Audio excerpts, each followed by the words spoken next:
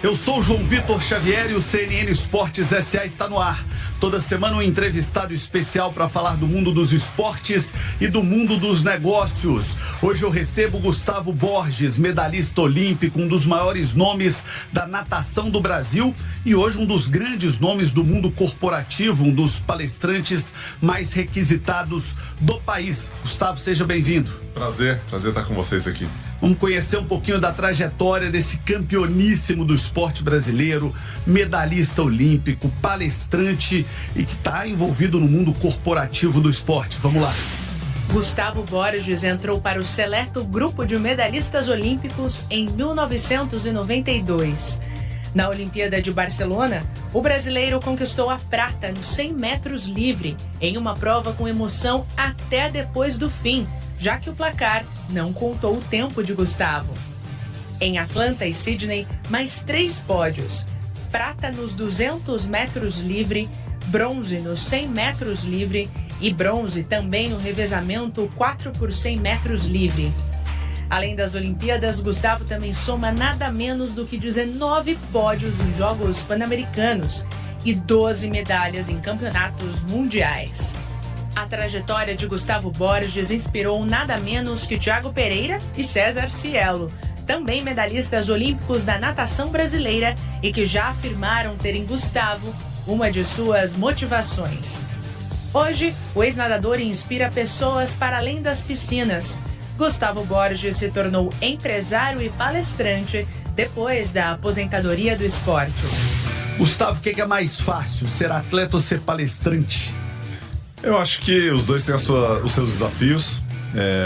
Você tem dentro do esporte a preparação, você tem a intensidade, você tem aquela ansiedade nas vésperas da competição.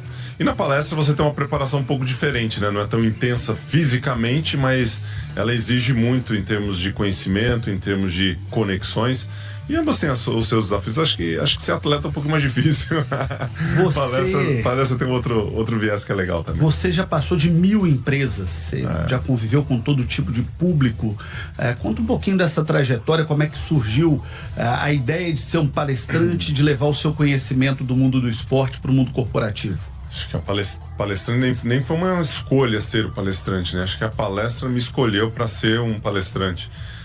Eu comecei logo depois da Olimpíada, a gente estava conversando aqui um pouco antes, né?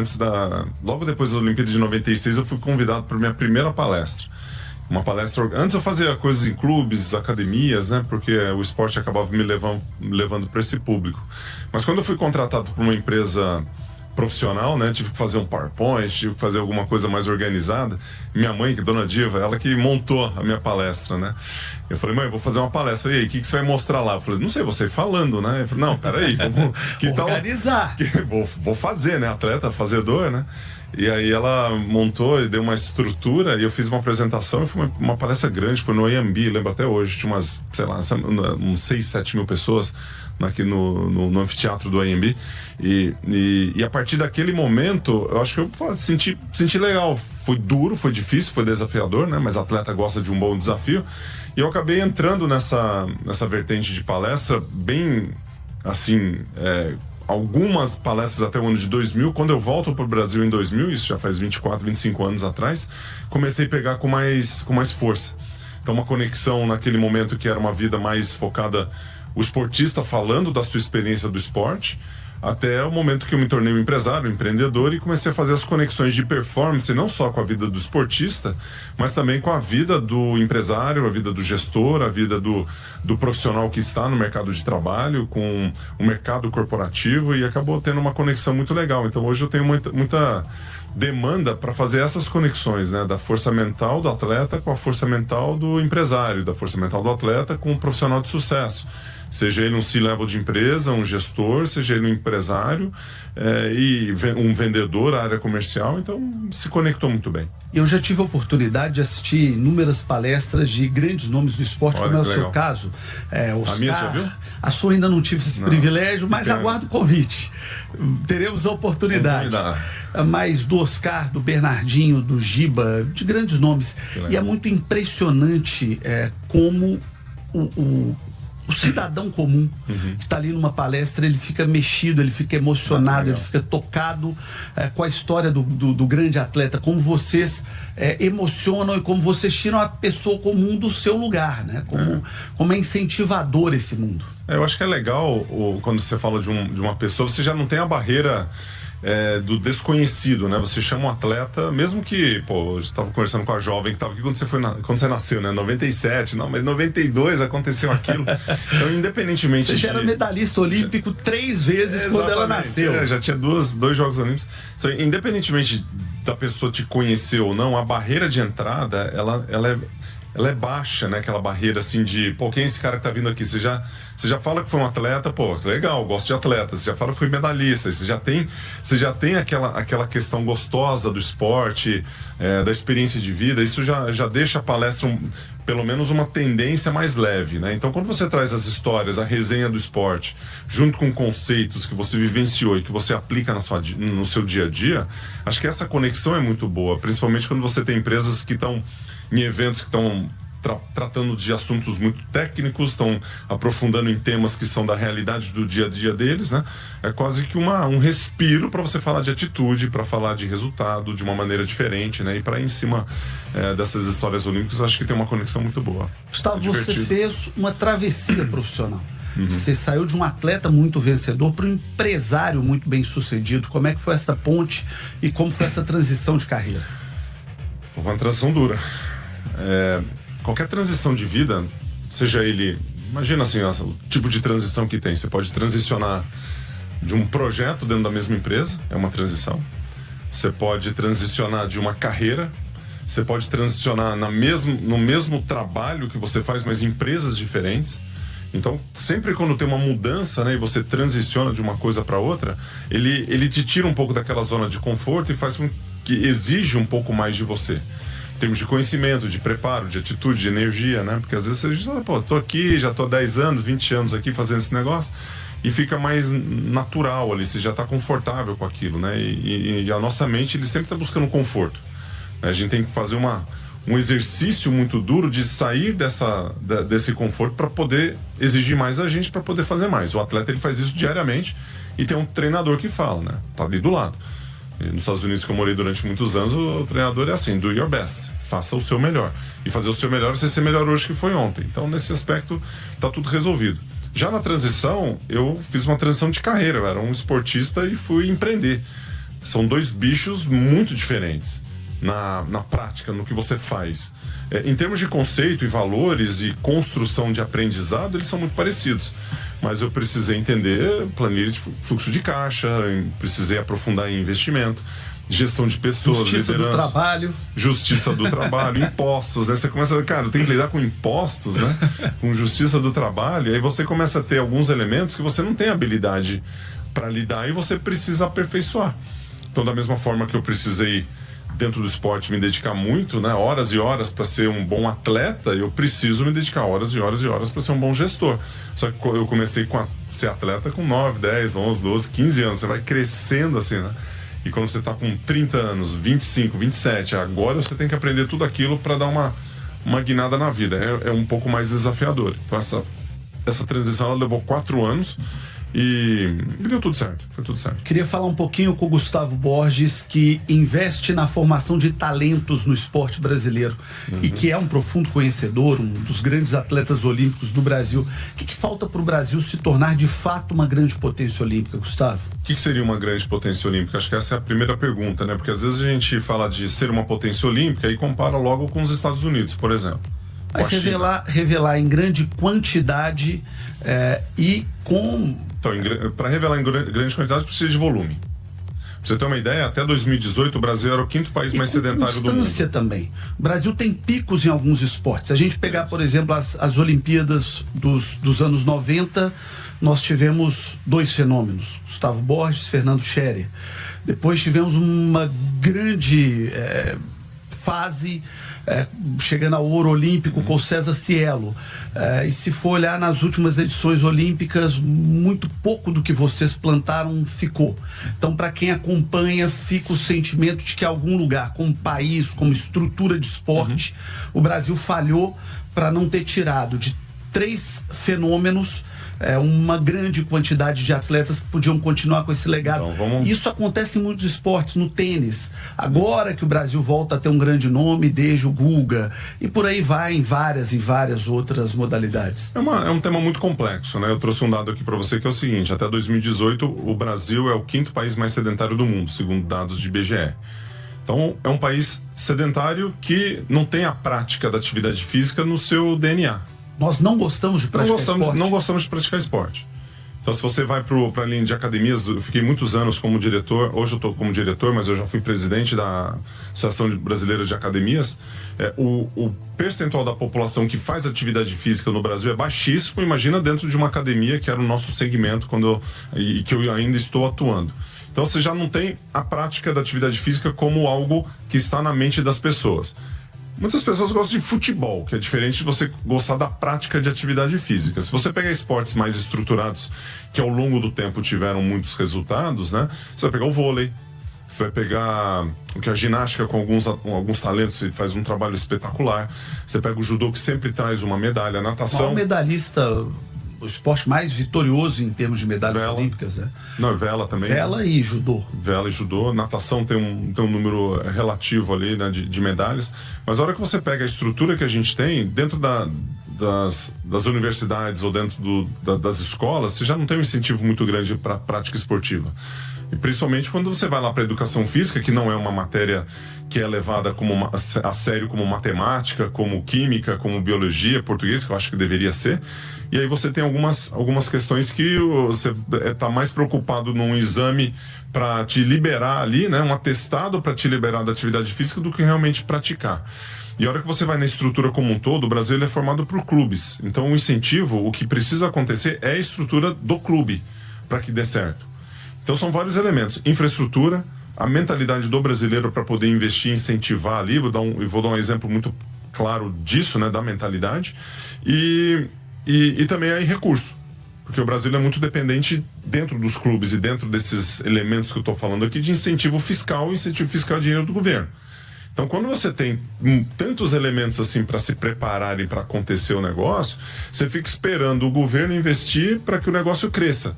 E a iniciativa privada, ela vai só investir naquilo que traz resultado para a marca. Porque senão você fala, cara, eu queria mais patrocínio aqui. Eu vou patrocinar o futebol, que aparece na televisão, que vai trazer resultado aqui para o meu negócio. Então são vários elementos. Eu começaria na escola, com incentivo, mas aí é muito sério, né, a prática esportiva dentro da escola, e com os pais.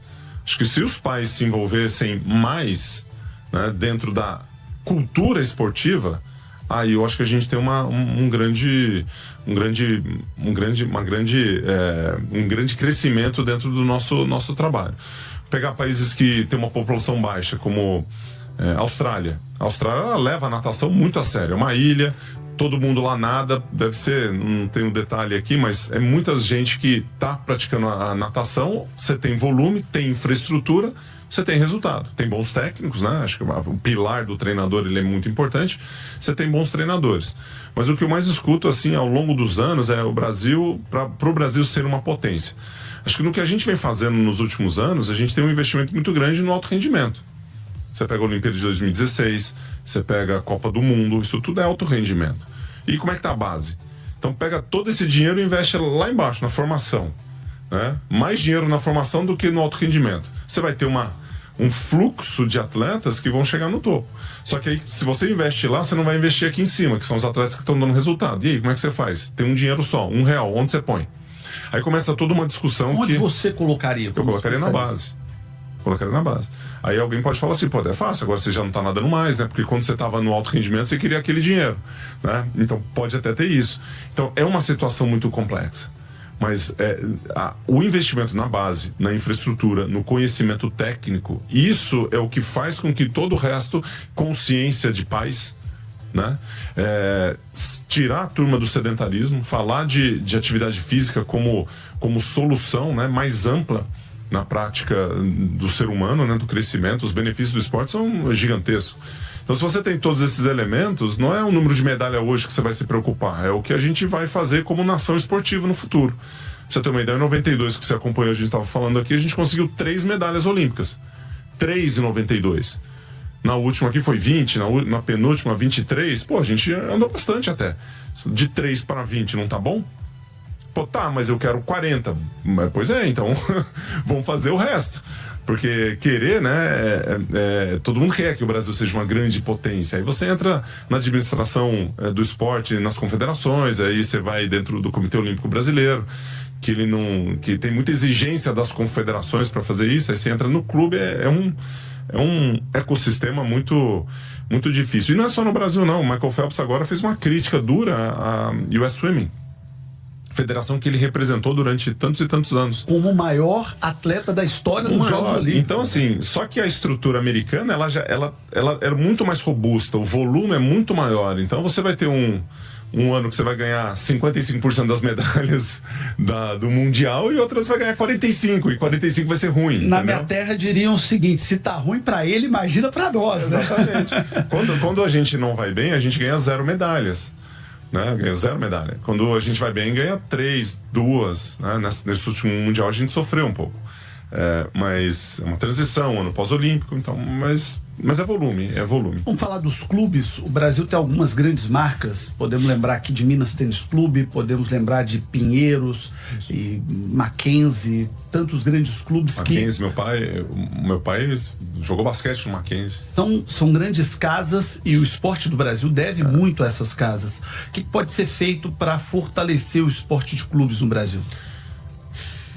Bom, dentro do clube aqui no Brasil você tem o Mackenzie, ele é dentro da universidade, né? Então ele tem um perfil diferente dos clubes que são Minas e o Pinheiros, por exemplo, como você mencionou. São grandes clubes sociais, né? Que são clubes sociais. No clube social você tem a briga do social com o esporte, que é um outro desafio. Você tem uma piscina linda, maravilhosa, que o associado ele não pode utilizar de segunda a sábado. Ou que se ele puder utilizar, o campeão olímpico fica sem ter onde treinar. Assim, os conselhos dos clubes é uma gestão muito, muito difícil, né? Que é diferente do futebol, que você tem o campo de futebol e o treinamento, ele é todo focado para o alto rendimento. Dentro dos clubes sociais isso não acontece. Então é uma disputa entre o associado e o esporte, né? O esporte de alto rendimento. Então tem uma ginástica ali que eu entendo que precisa ser feita e em alguns clubes fazem muito bem. O Minas é um bom exemplo, também o Pinheiros. Aí tem outros clubes de futebol que investem no esporte amador, o esporte profissional amador, né, que seria a natação, como o Flamengo. Você vai na Santa Cecília, os clubes esportivos, o SESI faz um bom investimento, onde você faz essa gestão. No final das contas, tudo resume-se à capacidade de investimento. E se esse investimento, essa capacidade está dando retorno para o clube de alguma forma. Então, seja ela via incentivo fiscal, que tem muitos benefícios ainda, né, em termos de captação de recursos para que o clube possa fazer o investimento, desejo dos sócios de investimento ou algum patrocinador privado para fazer isso acontecer. Então, essa ginástica ela é natural, de espaço para você utilizar ali, de recurso que você tem, capacidade técnica para você desenvolver. Agora, como é que melhora isso? É você ter mais opções do que simplesmente esses 5, 6, 10 que a gente falou, que são os clubes principais, falando de natação específico. Voltando ao exemplo americano, né? Você tem ali, só de universidade divisão 1, você está falando de umas 300 universidades que estão lá. Divisão 2 mais 300. Do volume você faz o filtro para tirar a qualidade. Não tem outro jeito. Mesmo na Austrália, se você pegar, são muitos centros de treinamento. Não são muitos, assim, gigantescos, mas você tem muita gente nadando. Você tem um volume de pessoas nadando. E aí você tem um desafio de transicionar, né? Acho que em todos os esportes. Você vai da formação, que é onde eu trabalho muito dentro de um dos meus negócios que eu mencionei aqui, que é a metodologia, né? A gente trabalha, mais de 200 mil alunos estão aprendendo a nadar no nosso método, junto com os nossos parceiros. Então é muita gente ali, né? Beleza. Mas nessa formação, quantos que vão para a base? São poucos. Porque eu tô lá no interior, não sei, né, no interior de São Paulo aqui. Para ele ter um treinamento um pouco mais organizado, ele vai ter que andar 1 hora, 2 horas, 3 horas. Aí o pai não quer levar, não tem o recurso, ou não tem o desejo, ou a criança para com 3, 4, 5, 6 anos de idade. Então você tem toda uma ginástica ali para fazer. E a base é onde ela consolida o alto rendimento. Então você tem que fazer uma transição da formação, no aprendizado, que você está se divertindo ali, pro competitivo ali por volta de 9 a 12 anos, né, de preferência, e depois um crescimento profissional onde você vai estar ali com 17, 18, 19 e 20 e você está no alto rendimento. Gustavo, nós começamos a ter um debate no futebol, que é um esporte quase monopolista no Brasil, sobre a importância do espaço para o ex-atleta. O Ronaldo começou essa discussão na questão da CBF. A gente vê hoje alguns clubes no Brasil sendo dirigidos por ex-atletas, seja a parte de futebol, que é o core business do esporte, seja a gestão mesmo, como temos presidentes de clubes que são ex-atletas. Como é que você vê esse caminho hoje? Falta espaço para o ex-atleta contribuir, colaborar? Não falta a vontade do ex-atleta de se dedicar? Como é que você vê essa questão hoje, em especial nos esportes olímpicos?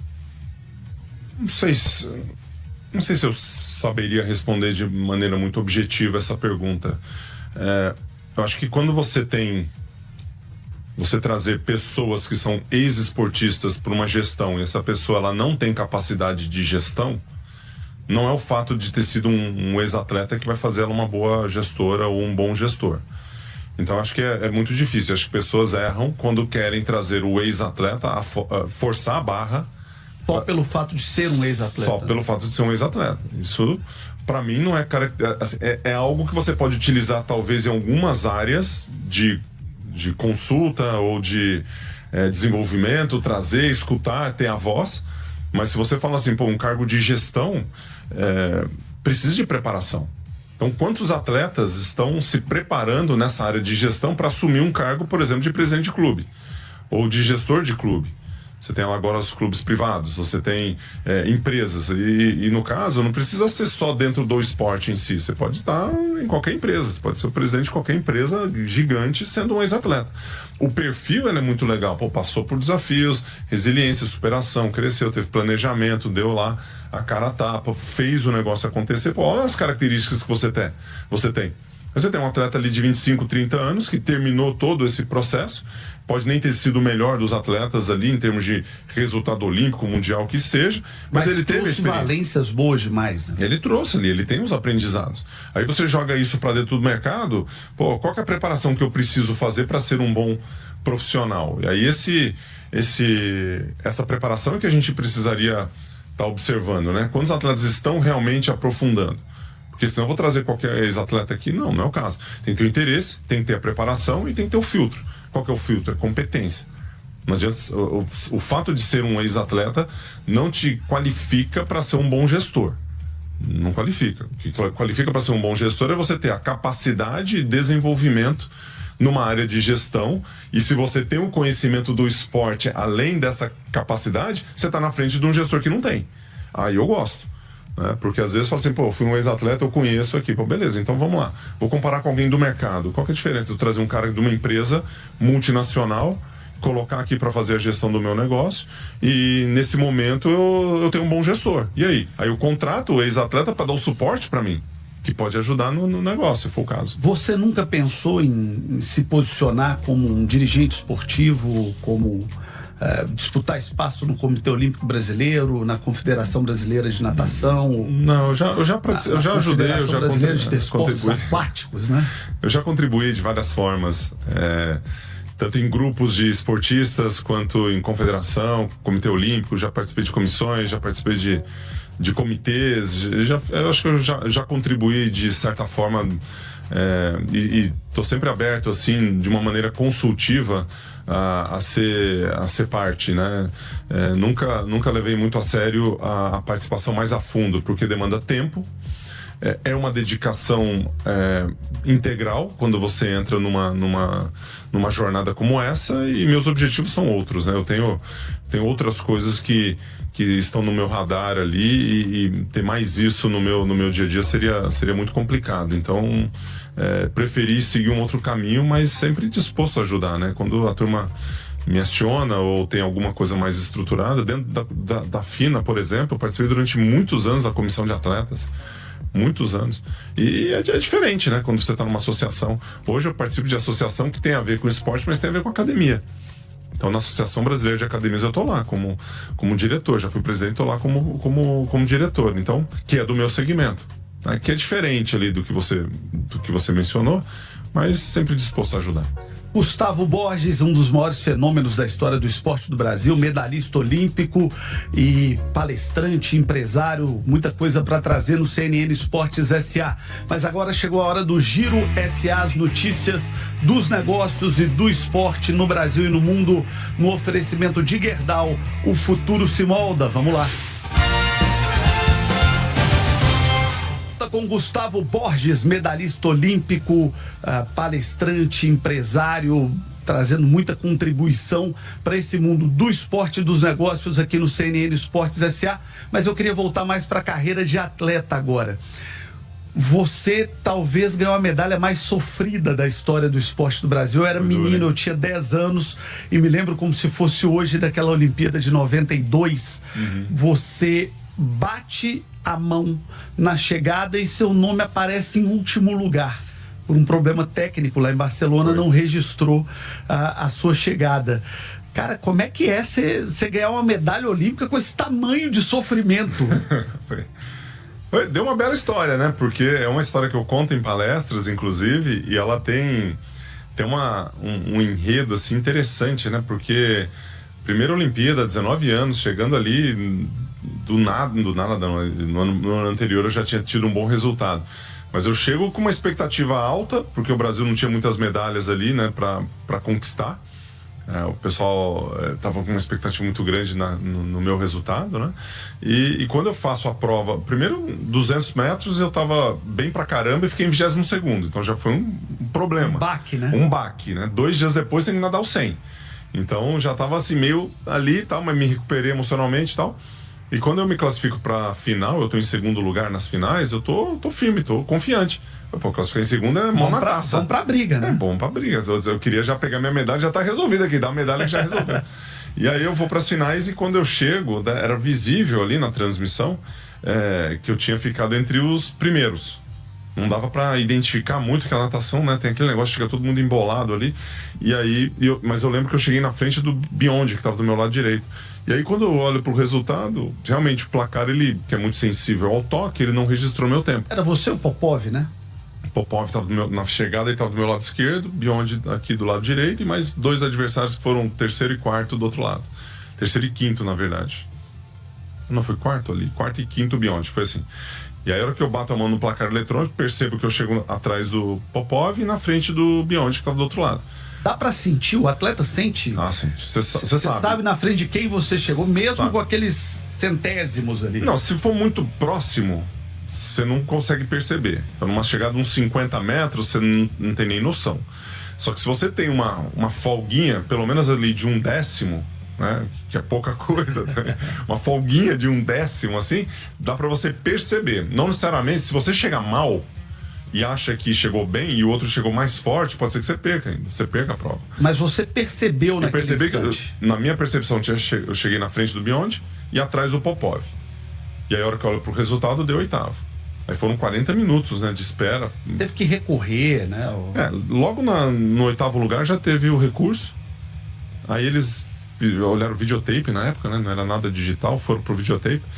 E aí eles analisaram e me colocaram em quarto. Aí depois de 4º lugar, era um juiz peruano, se eu não me engano. Aí ele chegou e falou, olha, vamos analisar de novo, todos os 8, pra gente ver qual foi o resultado final. Porque a gente olhou a raia do Gustavo. Agora eu quero ver todos. Aí demorou mais tempo. E aí a hora que eles foram pra recontagem ali do resultado, chegaram à conclusão que eu tava em segundo lugar. Aí peguei a medalha, saí correndo, falei, isso aqui ninguém mais tira de mim aqui, tô com ela até hoje, tá tudo certo. E ali foi a abertura de portas para uma geração muito vencedora, com mais medalhas em Atlanta 96. Aquela sua medalha abriu as portas para uma fase muito gloriosa da natação do Brasil. Que pelo menos na minha avaliação eu considero que começa ali e vai até 2008 naquela medalha do Cielo. Eu considero aquilo ali, mesmo sendo 2 gerações distintas, um mesmo ciclo, porque é o Brasil colhendo com o Cielo um pouco do que foi plantado. O Cielo é fruto da sua geração. Acho que dá para incluir um pouco mais ali. 2012 ainda foi uma fase que o Cielo tava muito bem, tinha o Bruno Frato chegando ali, quase pegando uma medalha, né? Foi em 4º lugar. O Thiago Pereira ganhou uma medalha em 2012, mas é nessa trajetória pan-americana do Thiago Pereira. Não, o Thiago, medalha de prata incrível. olímpica. Mas ali em 92 para 93, o Fernando Scherer já veio, já apareceu, né? Rápido. E aí a gente teve uma jornada juntos até 2000 muito forte, né? Aliás, com o Xuxa e o Fernando Scherer até 2004 a gente nadou em conjunto, mas naquela fase de 92 a 2000, né, aí com o Xuxa chegando ali em 93, 94, ficou muito evidente a força, né? A gente tinha 2 nadadores de 100 livre, os 2 melhores atletas do mundo, que a gente estava sempre presente ali entre os 8 melhores, 5 melhores, né? Uma equipe muito forte, e aí a equipe vem. A gente foi 4º em 96 no revezamento e depois bronze em 2000. Num revezamento muito forte, muito estruturado, né? Aí depois de 2000, o Thiago vem, em 2003 ele aparece no Pan-Americano, 2002 para 2003, muito jovem ainda, né, o Thiago. Ele é da mesma idade ali do César, mais ou menos da mesma idade do César, só que ele foi um pouco mais precoce ali, ele teve resultados muito expressivos com 17 anos de idade. Então ele já estava na seleção ali em 2004, né? O César entra só em 2008, e aí essa geração assume um protagonismo aí forte e sem dúvida nenhuma muitos resultados importantes aí para o Brasil. O que era mais gostoso, disputar a disputa local ali com o Xuxa ou a disputa mundial que você tinha com o Popov, que eram as 2 grandes polarizações da sua carreira, né? O Xuxa, o Fernando Scherer, a gente teve uma relação muito boa ali ao longo da carreira, mas sempre cada um no seu quadrado, né? Atleta tem ótima relação, desde que eu ganhe de você e você queira ganhar de mim, né? E até ali, em 98, o Xuxa bateu meu recorde na piscina longa, né? Mas ali, eu treinava nos Estados Unidos, vinha pro Brasil, nadava, eu fazia o calendário americano e internacional. E o Xuxa, ele fazia o calendário brasileiro e internacional. Então, quando eu vinha nadar no calendário brasileiro, o Xuxa ganhava tudo. Era difícil eu ganhar do Fernando aqui no Brasil, né? E aí ficava essa disputa. O medalhista olímpico perdendo do Fernando Scherer, né? Aí até 96 que ele passou também o medalhista olímpico e tal. Ô Gustavo, o mundo vai ver de novo um Michael Phelps? É possível alguém um dia fazer o que esse rapaz fez? Depende do que você quer dizer com fazer o que ele fez, né? Em termos de números de medalha, você tem que esperar umas 3 Olimpíadas de alguém já construindo para você falar que tem possibilidade.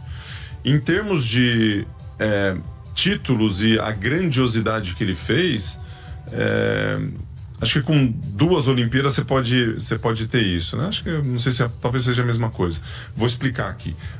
Michael Phelps tem número de medalhas altíssimo também porque ele é americano e ele tem revezamento. Vou dar um exemplo específico aqui do Leon Marchand. O Leon Marchand ganhou 4 medalhas de ouro, 4 ou 5, agora nem sei. Ganhou um monte de medalha de ouro nas provas individuais e 1 revezamento. Não tem o time ele não tem 3, 4 medalhas de revezamento que o Michael Phelps poderia ter, né? O Michael Phelps ele ganhava 5 medalhas individuais e 3 de revezamento, ganhava 8 ouros. Na primeira Olimpíada deles, em 2016, ele ganhou 6 ouros e 2 bronze. A gente até ficou um pouco decepcionado, né? Falou assim, cara, Michael Phelps, vai lá, ganha 8 de ouro. Os 8. Pô, ganha os 8, né? Eu tô aqui torcendo pra você, né? Podia ser 2 Olimpíadas com 8 ouros. Ele falou, não, deixa eu arrumar na próxima. Ele falou, arrumou na próxima. Mas como ele tem muito volume do revezamento, ele tem uma vantagem, sendo americano, de você ganhar mais essas medalhas. Mas o Leon Marchand tá fazendo um trabalho excepcional. Extraordinário atleta. Extraordinário. Também, né? Teve uma performance agora na Olimpíada de Paris, incrível, né? Foi. Agora no Mundial, recentemente, bateu um recorde, destruiu o recorde. Não é que ele bate recorde, ele destrói o recorde. Negócio que já tá lá um monte de tempo. Eu tive com o Bob Bowman, que é o treinador, que foi o treinador do Michael Phelps e que é o treinador do Leon Marchand. E aí, conversando, quando ele estava ainda na escalada, 2022, ali no Mundial da Hungria, que meu filho foi, representando o Brasil também, né, no 50 livre, eu encontrei com o Bob, né, que conheço bem, aí ele falou assim, pô, esse menino, esse jovem, Leon Marchand, eu falei assim, cara, ele é o Michael Phelps que sabe nadar peito. Eu falei assim, caramba, o Michael Phelps, ele era bom, só que não sabia nadar peito. Esse é bom e sabe nadar peito. Então vai virar um monstro, né? Então, Foi uma prova incrível ali, um atleta incrível, o Leon Marchand. Então tem possibilidade, mas você precisa ser muito longevo. Eu não sei se a gente vai ver 28 medalhas olímpicas de novo. Pensando no ciclo para os Jogos Olímpicos dos Estados Unidos em Los Angeles 28, já passou um ano da última edição olímpica, então só faltam 3 anos agora. E passa rápido, Passa viu? muito rápido. Passa. Né? O que a gente pode esperar do esporte brasileiro, em especial da natação para 2028? Acho que a gente tem um momento aí de transição, né? Tanto em águas abertas quanto na piscina, né? Ver o que a Ana Marcela vai fazer em águas abertas nos próximos anos. Ela continua ativa e a gente torce por ela, uma medalhista de ouro olímpica, né? Que tá presente aí. Eu acredito que ela vai estar presente nas próximas Olimpíadas. A gente tem dentro do Brasil, assim, com chances reais, assim, a hora que você olha para os resultados, você tem o Guilherme Costa, que foi quase medalhista na última Olimpíada, ele foi 5º lugar, por uma diferença muito pequena. O 3º, 4º e o 5º foi muito próximo, né? Ele ficou super chateado, inclusive. Espero que ele tenha força para continuar ali, né? E a intensidade dos treinos para poder fazer um resultado legal também na próxima Olimpíada. E o Guilherme Caribé, que é um que está bem ranqueado, tá nadando com consistência os 50 e os 100 metros nado livre, fez 2 finais nesse último Mundial. Tem tempos espetaculares no ano de 2025 e está nadando com frequência tempos que são muito bons. Então, como ele tem 21, 22 anos ainda aí, vai estar com 25 na próxima Olimpíada.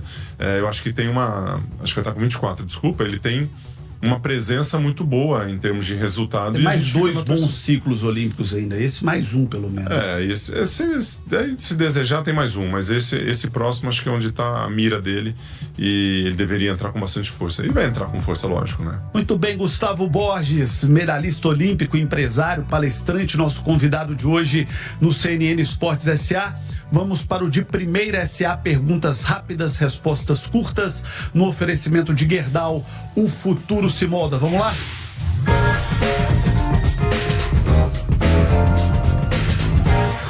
Gustavo, a medalha mais emocionante da sua trajetória?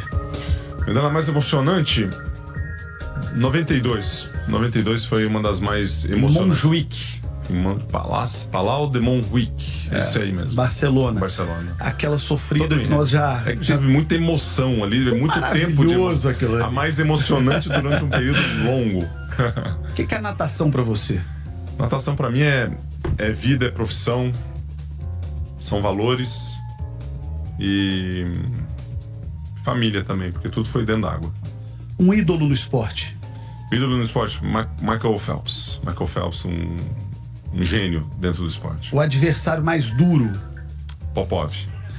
O adversário mais bacana, aquele cara que você ia disputar com ele, mas fala, pô, que legal, vou encontrar com esse cara, é bom demais estar com ele aqui. Bom demais, sou. É bom demais, sou, como diríamos nós mineiros.